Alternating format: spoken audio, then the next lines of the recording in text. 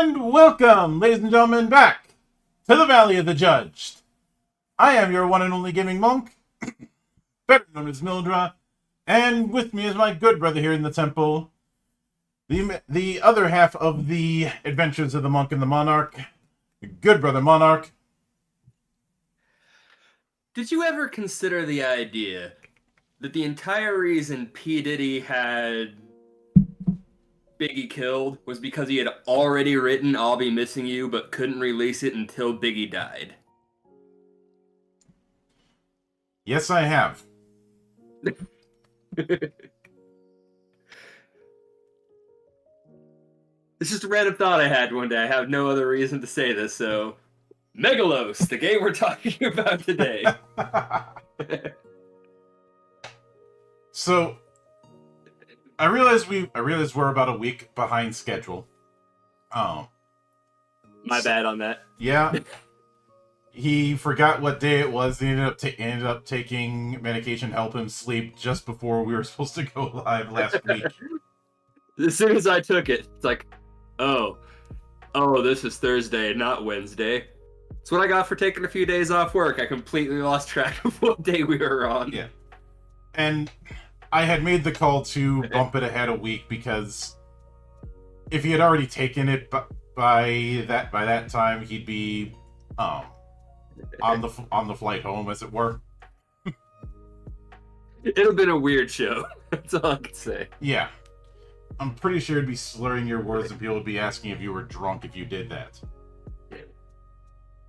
And I've already got enough drunkenness on my hands whenever Doku stumbles into the monastery. like he did the other night when I was wrapping up my run with FF16. But last week we went into the basics. There's a very strong D20 based die pool system that we have here. We also went into what exactly Crystal Punk is, and it ultimately amounts to elements of cyberpunk just in a fantasy setting instead of a science fiction futuristic setting. And pointed out that, like a lot of people, I think the writer here had a bit of a misunderstanding about some elements of cyberpunk. Now, I know some might say, what position do you have to criticize other people's take on cyberpunk? Well, the fact that I work with some of the people who were behind the World Cyberpunk Day event. I'm not saying that gives me the biggest measuring dick in the yard, but I'd like to think I know a little bit about cyberpunk, and I've been vocal about how cyberpunk doesn't need to live and die in 1980s futurism. But point is, there is even with some disagreements we had in the first chapter, there is a strong foundation here. Yep. I do think some of the concepts that were put in the introductory chapter maybe should have been served for later in the book, because it did start throwing terms at us that we weren't quite used to yet. Yeah, I think we might have mentioned this last time, but as I said, like, I like having the premise for, like, the core mechanic of how the game's working set up first, but not all of the weeds in detail. Like, I'd say go that, then character creation, then start detailing the weeds. Yeah. And I know some may say that that's a contradiction. You'd want all the mechanics at once, but it's more about how you're easing people into the game. Yeah. Think of it like a tutorial in a video game. The idea with a tutorial is just to get the basics down. A tutorial for a fighting game shouldn't be concerned with teaching you tech, for instance. You know, if you look at a basic tutorial of Smash, you shouldn't be taught wave dashing or animation canceling just from that. At least with a basic tutorial. Obviously, advanced tutorials and labbing, that's another thing, and that's kind of the point. With tutorials, there's layers, and putting all of it in the first layer is generally not the best idea.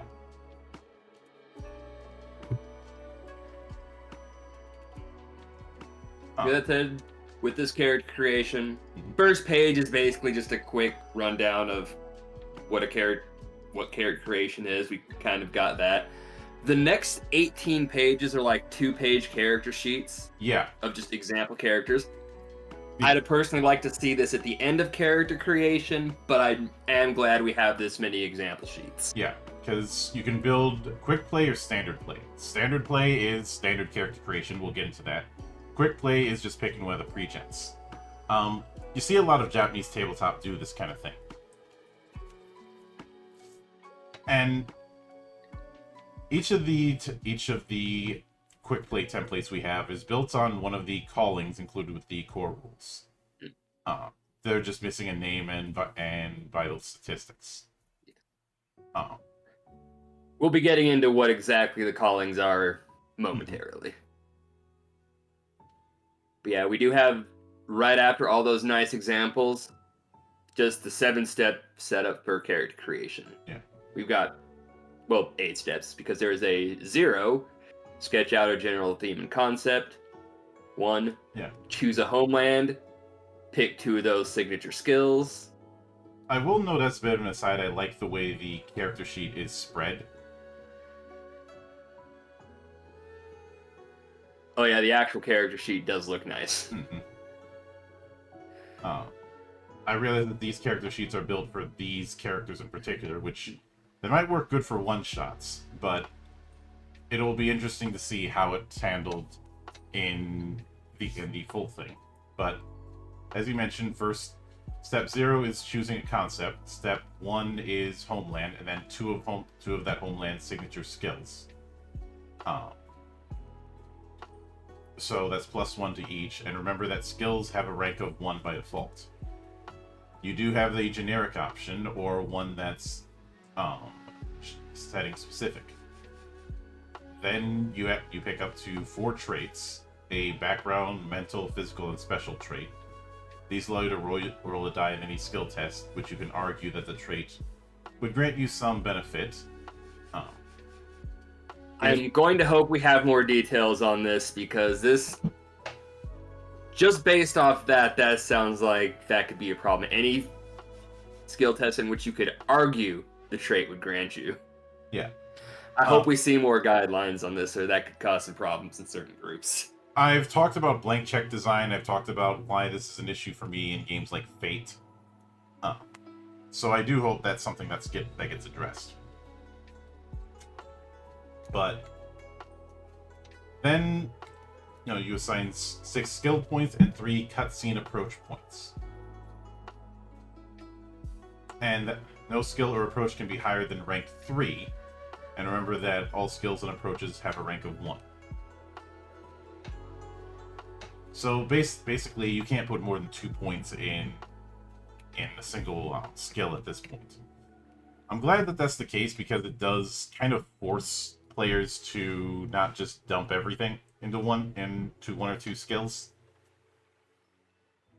And when you're dealing with a skill-based system, dumping everything into one skill usually isn't advisable anyways, but I appreciate the sentiment. That and the rank of 1 by default, when this is not going to be a very high dice pool setup, does mean that 1 modifier is going to have a bit more impact than, say, a +1 modifier in, for instance, Shadowrun.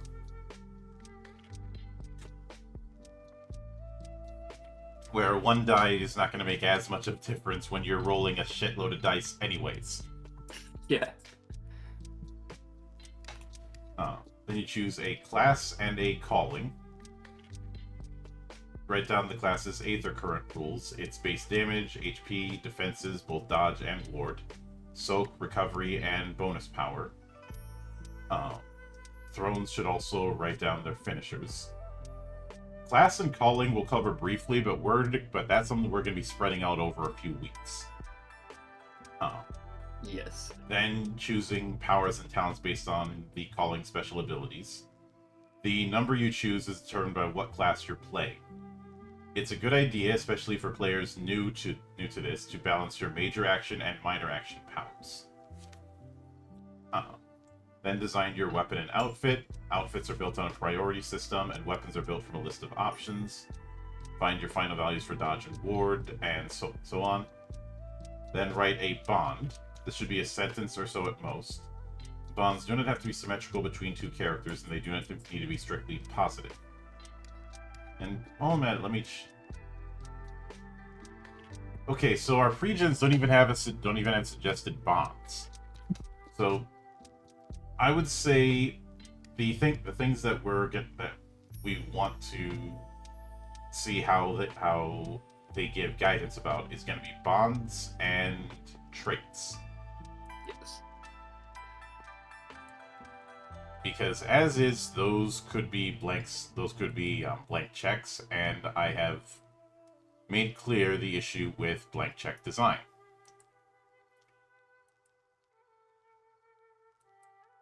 Then we get in. Oh, sorry, go on. I won't go too much into detail about it for the umpteenth time, but for the purposes of this, I will say that the issue is you need to establish a line when you give somebody a descriptive blank check that could be just about anything.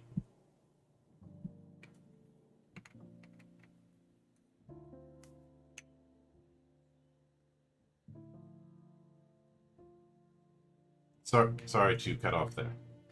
Oh, you're good. But yeah, after that we'll get to the where did you come from, which this is just the various homelands you can pick. Mm-hmm.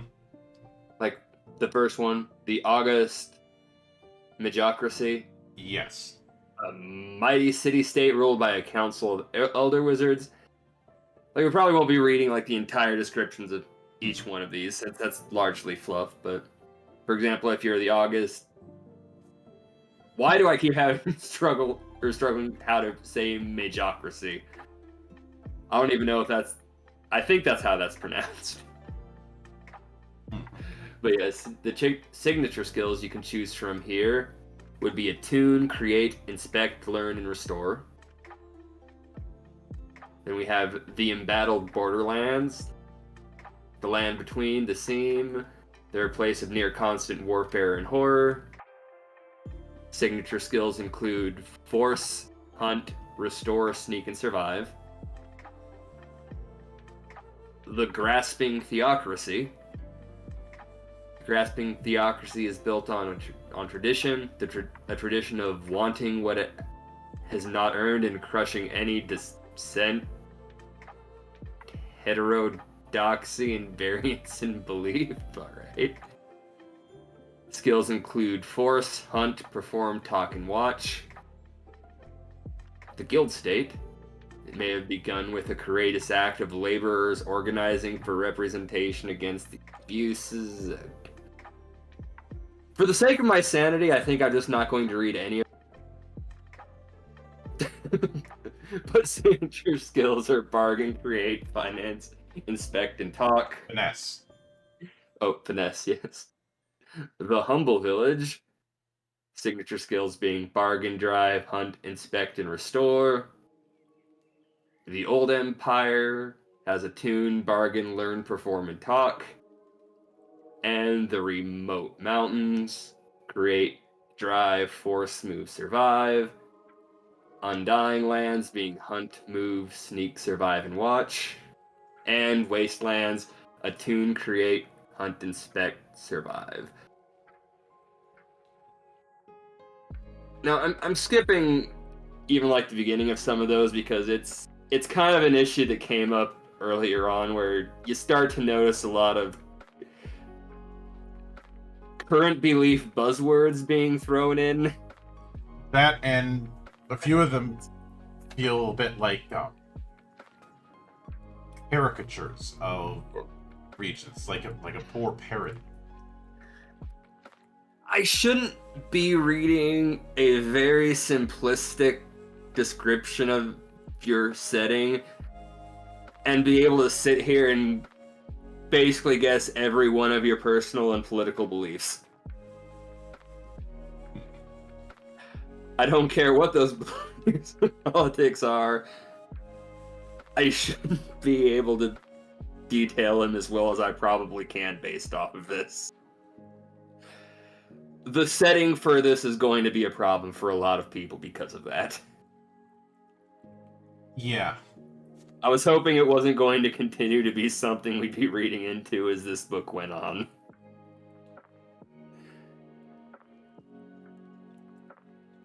Yeah, and it is something I'm going to bring up when we do our final assessments. But Yeah.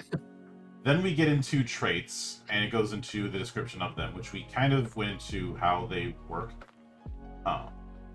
So it states, background traits deal with your character's past and training, physical and mental with their habits of body and mind, and special covers anything from unusual biology to uncommon supernatural heritage. If you're not sure what kind of trait to write, you can look at the examples below. You can also think back to your concepts and ask other players, including the GM, about their characters and what sort of stories they're interested in exploring.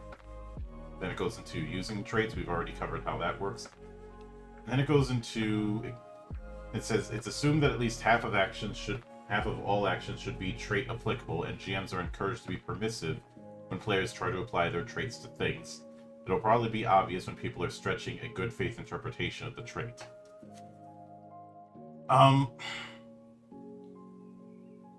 For as much of a central pillar as traits are, I think providing a list of examples and the advice given, I'm not sure that's sufficient. It's putting a lot of assumptions on how genre or even table savvy the GM is, and it reminds me of the thing that keeps getting thrown at me whenever I've criticized these sort of things. Of, oh well, the game trusts that the GM can figure it out. Not every GM is going to be seasoned. Sometimes you're going to be dealing with a table that has a first-time GM. And again, if it weren't for the fact that 13th Age has that whole 2 pages worth of guidance on the one unique thing, I might be able to give that a pass. But since that exists, we know that more detailed guidance can be done. I'm also not entirely on board with the obvious that it's good faith, because everyone could be legitimately arguing their points in good faith. And you could still have instances where the traits they pick just seem like they're doing so much more with that trait than, say, someone else is doing with theirs. It's not even just issues of how genre savvy they are either. It's maybe they just picked a trait that's really easy to argue for a bunch of stuff and it's hard to argue against. Mm-hmm. Not even trying to ruin anything for anybody else. It's just worked out that way. For me, the issue is it isn't established where the line is when it regards to whether a trait is too useful. And have you ever read through the core book for 13th Age? I have not. I would like to share with you now this is keep in mind that this is from 13th Age first edition. I have some of the beta documents for second edition, but since that changes frequently, I'm not using that as anything reliable. But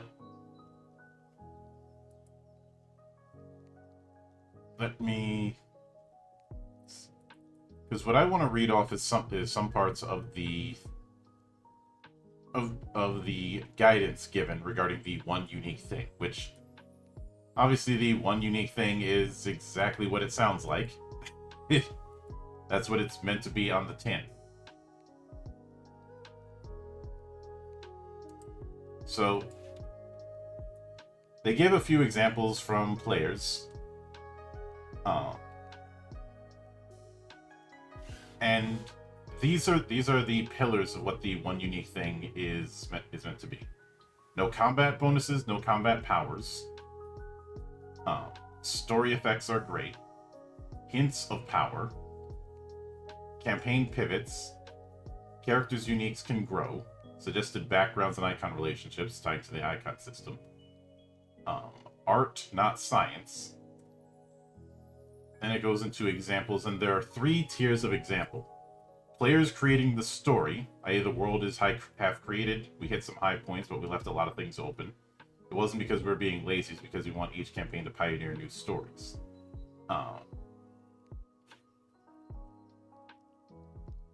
Then there's cool idea, consequences later. Some uniques sound so fun that that everyone knows they're going to work out. The GM and players might not know what they mean to the story yet, but they know that those uniques will have an effect someday. And each one of these gives an example, and then goes into detail about that example. Then seemingly innocuous. One of them is too much for first level, i.e., your unique thing is the first chapter in an epic story, but you're a first level hero. Someday maybe you'll be epic. And then there's ones that are deliberately pushing it.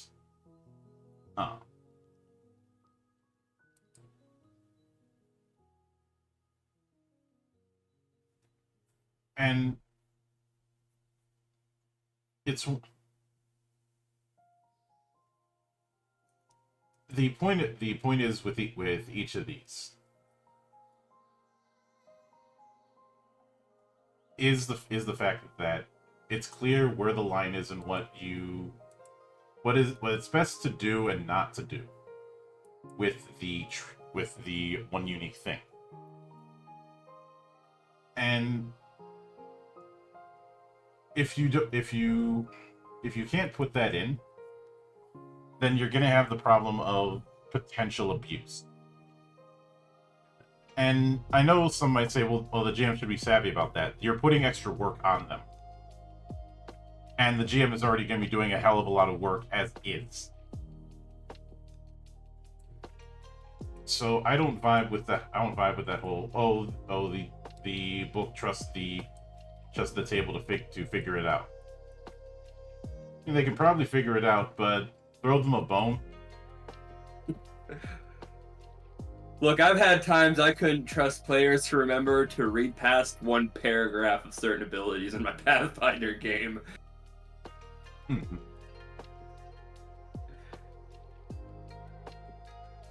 But yeah, I'm with you there. I don't like how vague this trait setup is. Now, I'm sure that after people have a few runs, then this is not going to be as much of a problem. But that is a bandage, not a fix. And I keep saying that every game is someone's first for a reason. But and we also have the optional rules for language.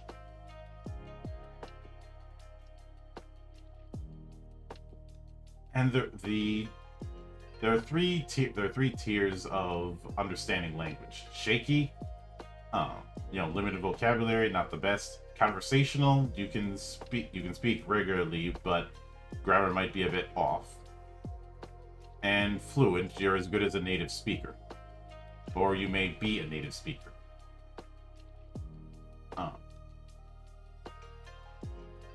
And you remember what I said earlier about the guidance thing? Here we actually have guidance on what the 3 tiers of languages are. So what the fuck?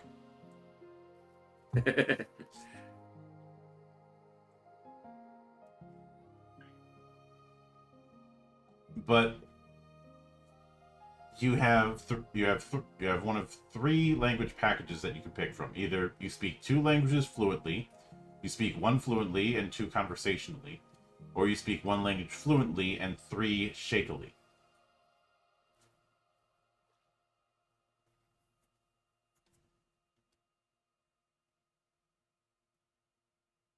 But After that, we have classes and callings.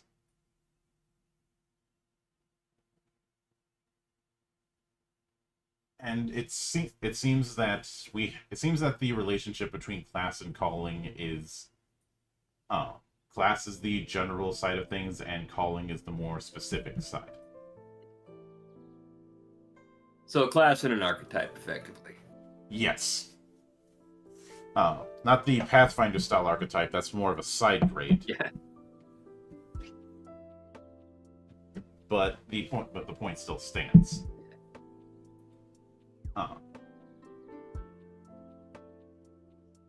And you have to pick both. You can't pick powers or talents from another class, nor can you pick talents or powers from another calling other than your own. And each class has 2 unique types of powers available to it. Invokers have invocations and arcana. Throne has counters and strikers. Witch has cantrips and sorceries. And when it comes to the elements of a class, you have the overview of them, their rules for Aether Current, their power rules, any special rules relevant to the class and calling, its advancement chart, and then its talent list. And calling has its overview. It's where you get the base stats, the bonus ability, and its power list.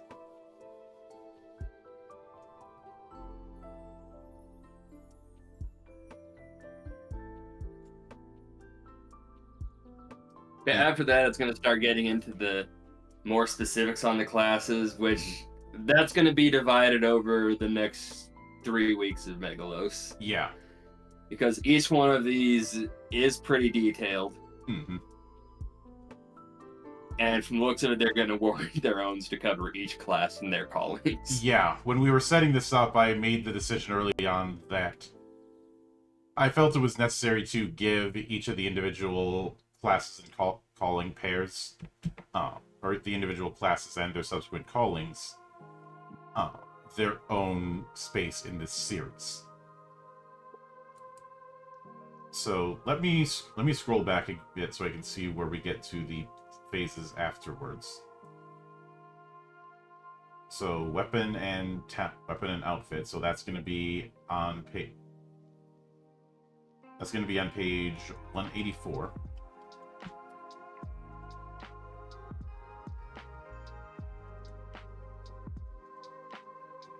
So let me see how we have it.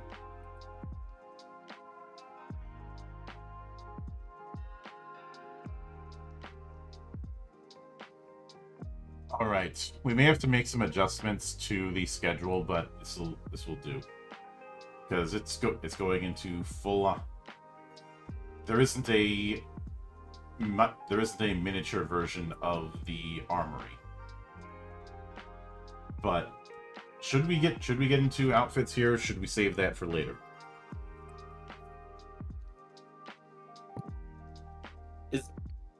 If it's a short bit, I think we can just get into it here because it's ended up being a very short episode otherwise. Yeah, I think what page is the outfits on?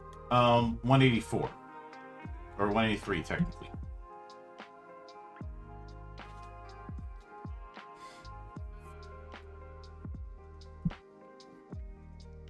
Do we want to do both that and weapons though? I think we may as well. Yeah. We'll just do a slight adjustment later. Yeah. This is why it's important to have bookmarks, people. Make things so much easier. But when your loadouts is essentially your combination of outfit and weapon. Outfit is akin to armor, but not in the literal sense. And weapon is, well, weapon. Then it goes into a bit of the power curve with the game and the gear grind, which that's something that's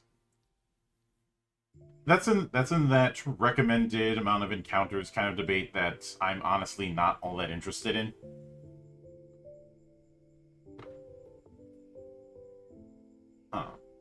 And because of how flexible this game is with outfits and weapons, I'm not sure how interested it is compared to other fantasy games. You know how the world's most litigious role-playing game has kind of a recommended amount of encounters it wants people to go through each session.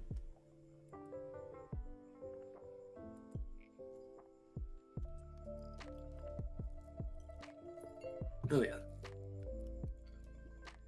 I've made it clear I'm not the biggest fan of that. But anyway, outfits come in 3 forms: light, medium, heavy. Your calling's role, striker, support, or tank, determines what kind of outfits you can wear. Strikers can wear light to medium outfits, support can only wear light outfits, and tanks can wear medium or heavy outfits.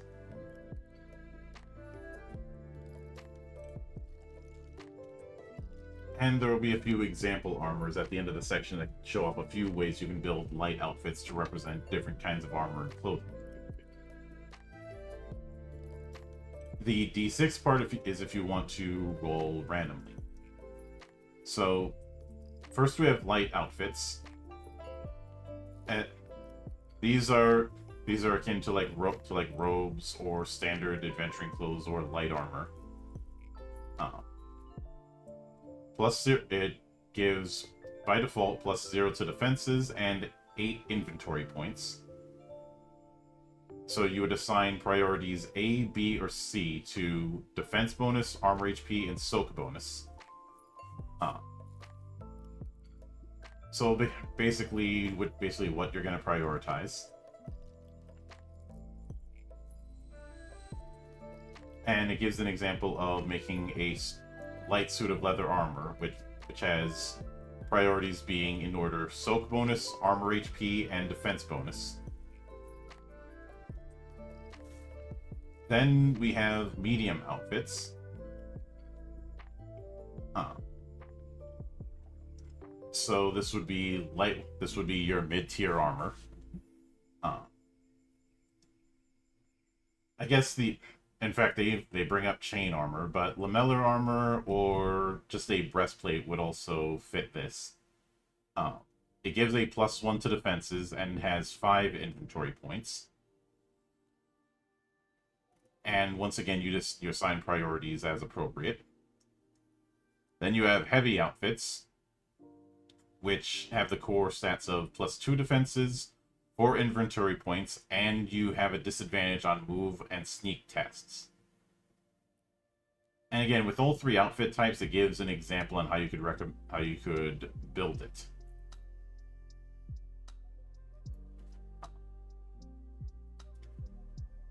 Now, building one example each isn't how I would have done things personally, but the sentiment is appreciated. Yeah. And after that, you have outfit mods. You get 1 mod for the outfit. This will modify your stats, give you new options, or change how the outfit works in certain situations. Some of them are class or calling restricted, and we have a short list. And a lot of these would be tags that you might put on magic armor in more litigious games.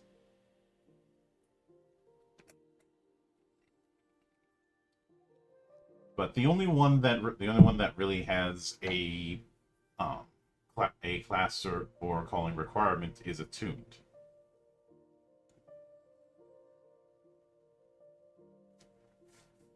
But really simple armor system, but works.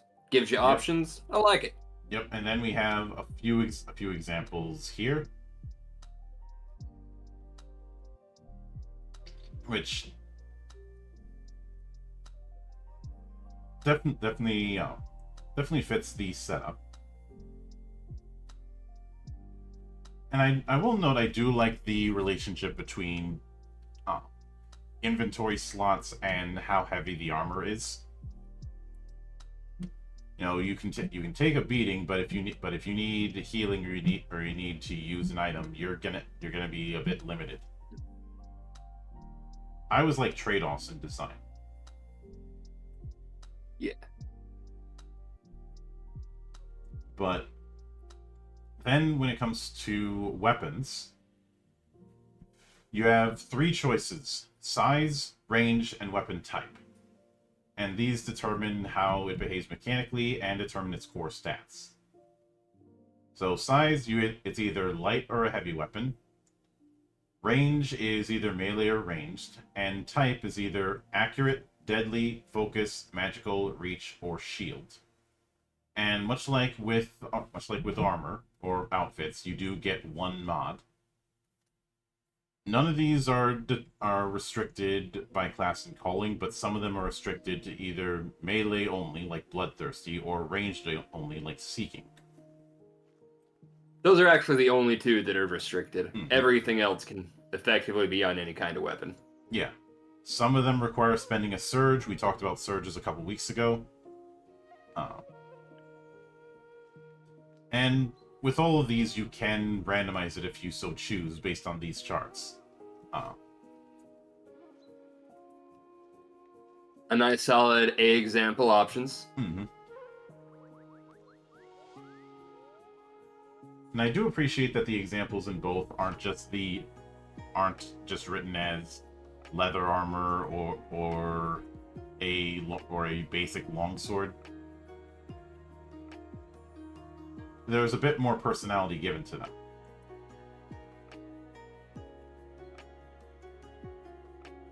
You know, after that, the armor chapter goes. The equipment chapter goes into consumables, which is on a inventory point cost. Kind of, I suppose I'd liken it to the item slot system you see in games like the Black Hack, or games that, instead of trying to track total weight of items, you just track item slots. Which, if I'm being honest, I honestly prefer that. Not because of less math, I'm not one of those math-averse types. I mean, we're talking about tabletop and shiny math rocks, of course. But more that it's something that's easier to track.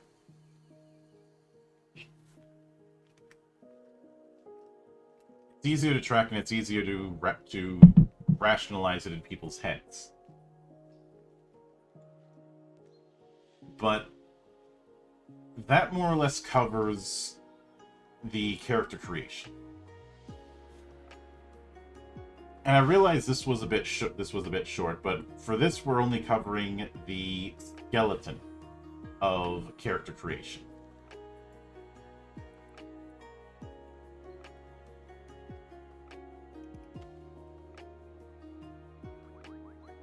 And when we get to this next week, we'll be getting into the classes and callings proper. But what's been your take on how character creation itself works? So far, I kind of like it. The stuff we've covered. Again, it's kind of, I wish there were things organized a little differently. Like, I still think we could have had those character examples post the creation. But that's kind of just a minor nitpick on the formatting. Aside from that, I haven't seen any real issues with it. It's simple, straightforward. Traits are too open check without the proper guidelines. But other than that, no issues with it so far. Yeah. I would say aside from some of the stuff we saw in the setting, which that's a thing we will end up covering in the future. I'd say one of the big stumbling points has been the more descriptive parts, especially things like traits. We already did that whole spiel about how the guidance given for traits is a little bit lacking.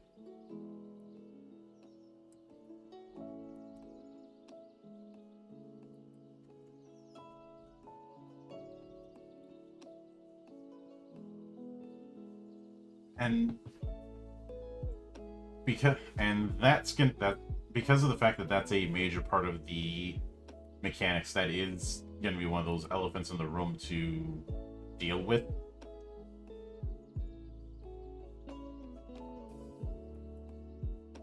but other than that, it's a sound setup. It's pretty straightforward in terms of how things work.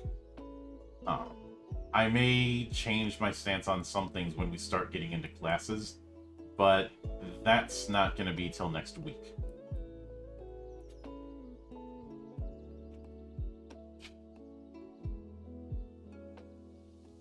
And of course there's some other elements that I'm keeping an eye on. But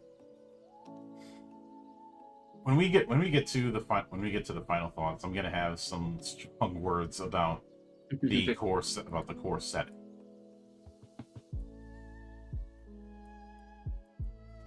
But that is a story for another week. I realize this one was shorter than others, but it is what it is.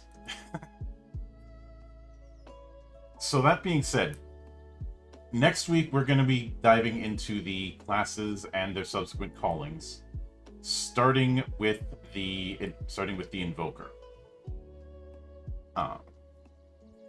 That's going to be the first one we get into.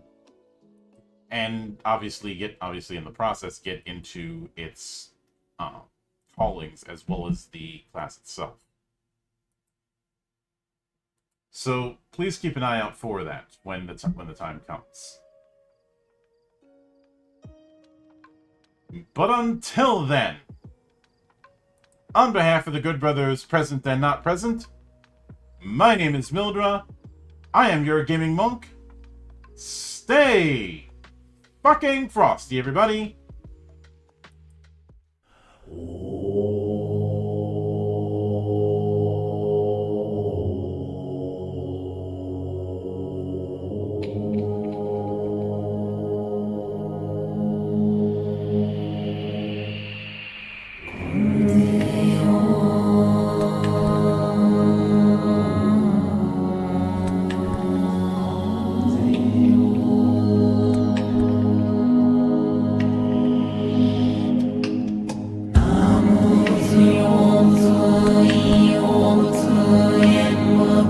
Soi,